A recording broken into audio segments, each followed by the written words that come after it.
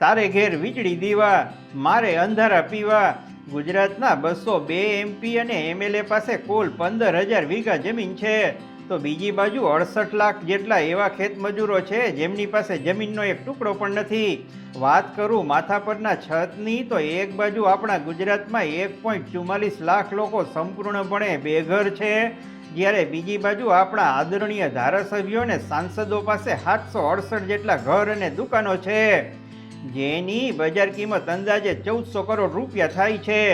ધારાસભ્યો અને સાંસદોની જે મિલકતો મેં બતાવી એ ઓન રેકોર્ડ છે, જે ચૂંટણી ટાણે એમને જખ મારીને આપવી પડે છે.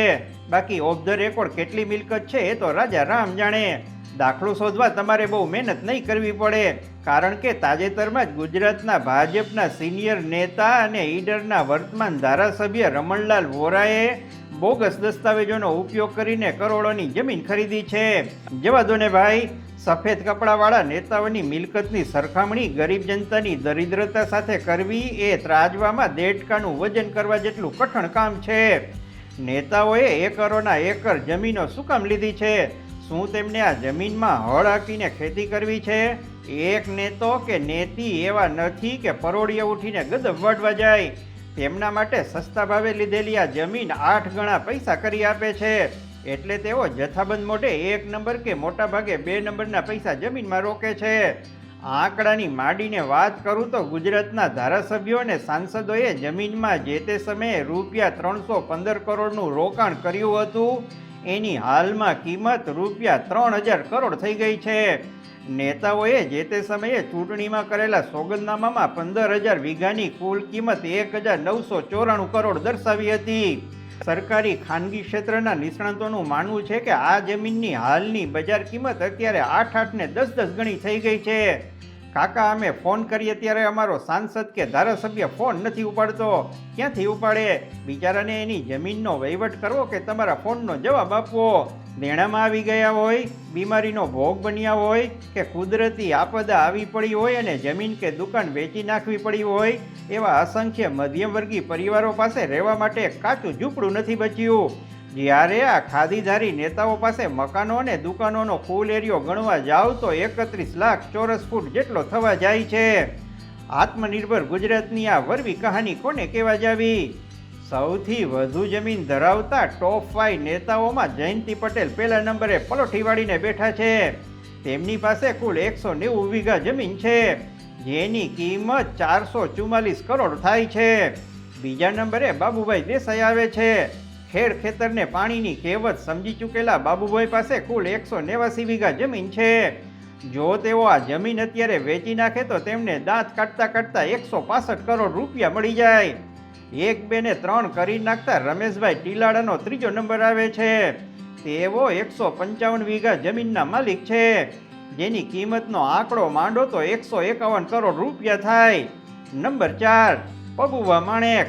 વાત ન થાય ઓ ભાઈ એમની, ખારા થાય તો મારવા દોડે. તેમની પાસે 404 વીઘા જમીન છે, પણ એમની કિંમત તેમણે 78 કરોડ રૂપિયા બતાવી છે.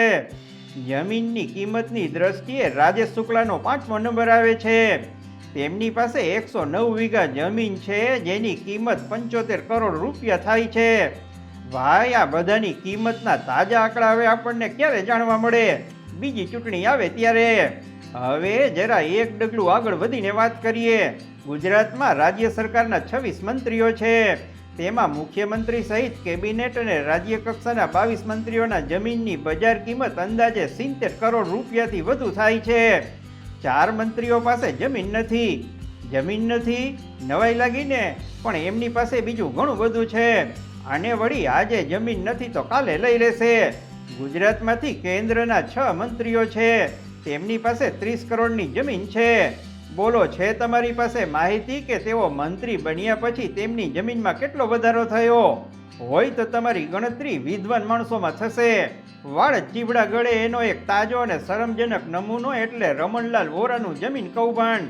રમણલાલ વોરા ગુજરાત ભાજપના સિનિયર નેતા, પૂર્વ કેબિનેટ મંત્રી, વિધાનસભાના પૂર્વ અધ્યક્ષ અને ઈડરના વર્તમાન ધારાસભ્ય છે. આખો મામલો એવો છે કે નિયમ મુજબ ખેતીની જમીન ખરીદવા વ્યક્તિ ખેડૂત હોવો જરૂરી છે.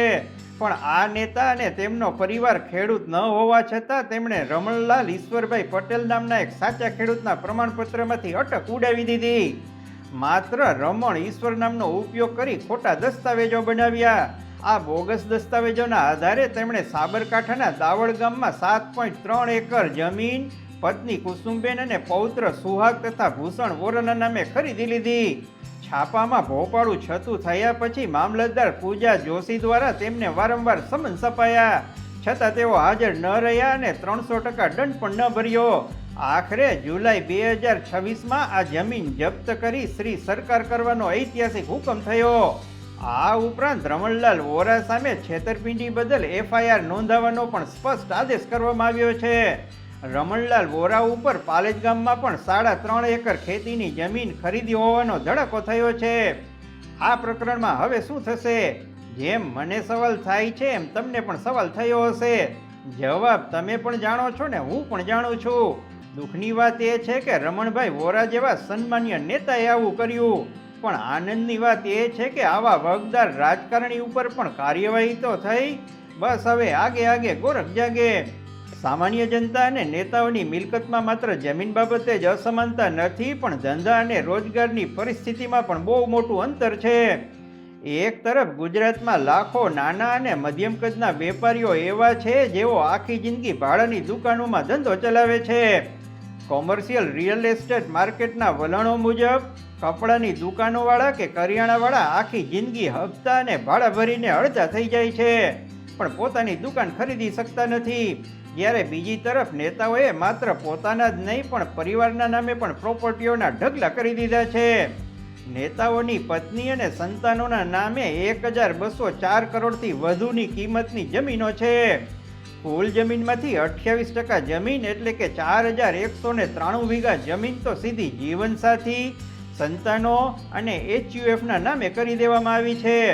ગુજરાતના મંત્રી, ધારાસભ્યો અને સાંસદોના નામે સરકારી આવાસ સિવાય 471 ઘર આવેલા છે, જેમાં અમુક ઘરો તો તાજમહલને આંટી દેવા છે. વિચાર તો કરો સાહેબ, 15,000 વીઘા જમીન કોને કહેવાય? અંદાજ લગાવવો હોય તો સાંભળો. આટલી જમીનમાંથી 3,500 ફૂટબોલના મેદાનો બની શકે છે, 95 જેટલા ક્રિકેટ સ્ટેડિયમ બની શકે છે, સાબરમતી રિવરફ્રન્ટ જેવા 12 રિવરફ્રન્ટ બની શકે છે, અને ગાંધીનગરનું ભવ્ય ગિફ્ટ સિટી છે એવા 7 ગિફ્ટ સિટી બની શકે છે. બનાવવા નથી, પણ તમને ગુજરાતના રાજકારણીઓ પાસે કેટલી જમીન છે એનો અડસઠો આવે એટલા માટે સાદી સમજ આપી છે. આ આંકડાઓ માત્ર કાગળ પર છપાયેલી શાહી નથી, પણ આપણી સિસ્ટમની વરવી વાસ્તવિકતા છે. એક બાજુ એવા લાખો પરિવારો કે જેમના નસીબમાં માત્ર પેટે પાટા બાંધીને જીવવાનું લખ્યું છે, અને બીજી તરફ નેતાઓનું આવું અડીખમ સામ્રાજ્ય. આ વિશે તમારું લોહી કેટલું ઉકળે છે અને તમારો શું વલોપાત છે? કમેન્ટ બોક્સમાં જરૂર લખજો. મને તો મારા બાપા પાસે કેટલી જમીન હતી એના આંકડાની ખબર નથી, ને મારી પોતાની વાત કરું તો ગામમાં નથી ખોરડું કે સીમમાં નથી ખેતર. પેપર લીક થતા હોય તો હું મારી પોતાની વાત લીક કરું એમાં ખોટું શું છે? નમસ્કાર.